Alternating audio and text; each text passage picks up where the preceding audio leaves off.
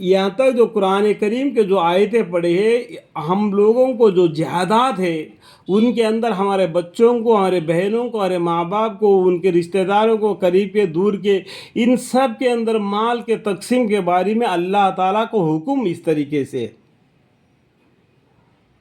تو ہم لوگ اس دنیا میں کس طریقے سے گزارا کر رہے ہیں، یہ بات کو ہم پہچاننا چاہیے، دیکھنا چاہیے.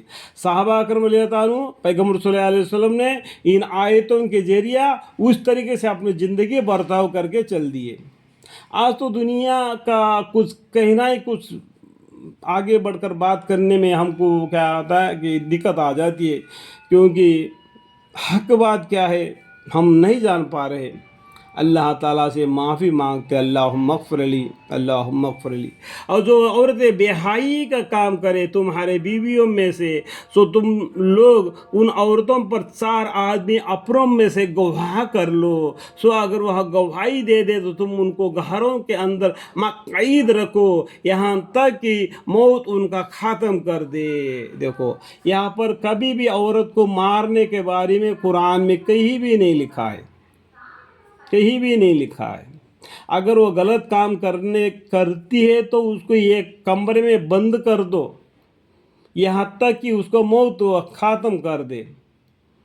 اگر وہ توبہ کرے تو اس کو معاف کرو، یا اللہ تعالیٰ ان کے لیے کوئی اور تجویز فرما دے. یعنی اگر توبہ کر لے تو اس کو معاف کر دے تو تم کو بھی تو اللہ تعالیٰ معاف کر دے گا. جو تم دوسرے کو معاف کر دو گے اللہ تم کو معاف کر دے گا. اس بات کو جانو.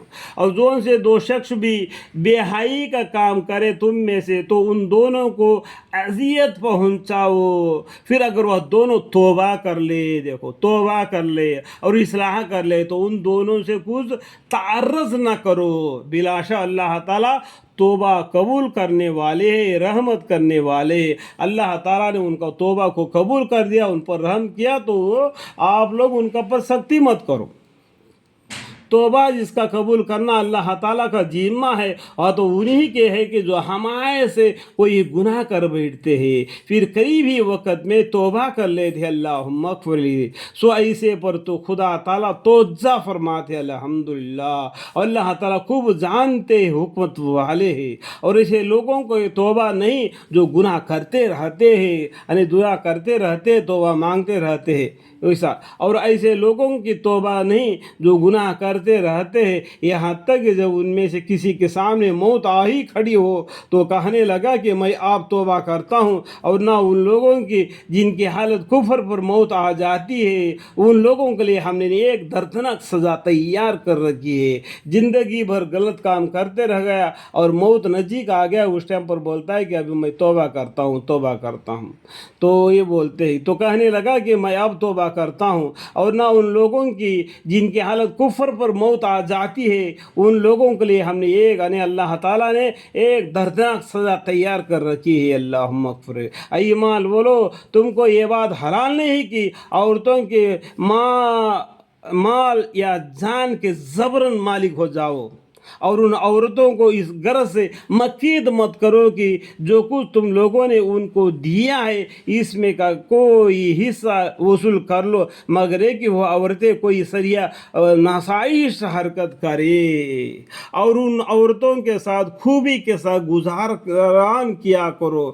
اور اگر وہ تم کو ناپسند ہو تو ممکن ہے کہ تم ایک سے کو ناپسند کرو. اللہ تعالیٰ اس کے اندر کوئی بڑی آفت رکھ دے.